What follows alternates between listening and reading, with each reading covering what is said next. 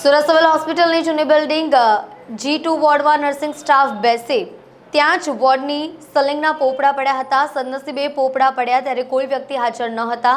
હાલ સિવિલ હોસ્પિટલની જૂની બિલ્ડિંગ જર્જરિત થઈ જતા કિડની બિલ્ડિંગમાં શિફ્ટિંગનું કામ ચાલી રહ્યું છે। નવી સિવિલ હોસ્પિટલની જૂની બિલ્ડિંગમાં બીજા માળે સર્જરી વોર્ડની બહાર છતનો પોપડો પડ્યો હતો। સદનસીબે કોઈ દર્દી કે સંબંધીને ઈજા પહોંચી નથી। સિવિલ તંત્ર આ જૂની બિલ્ડિંગમાંથી વોર્ડ શિફ્ટ કરવાની કામગીરી વહેલી તકે નહીં કરે તો કોઈ મોટી દુર્ઘટના સર્જાય તો નવાય નહીં।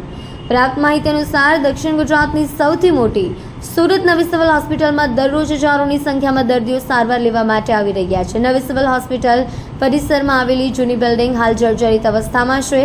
નવી બિલ્ડિંગમાં ઘણા વોર્ડ શિફ્ટ કરી દેવામાં આવ્યા છે, પરંતુ જૂની બિલ્ડિંગમાં હાલ પણ અલગ અલગ ઓપીડી તથા વોર્ડ અને ઓપરેશન રૂમ ચાલુ છે। આ સાથે જ વહીવટી વિભાગ પણ જૂની બિલ્ડિંગમાં આવેલું છે।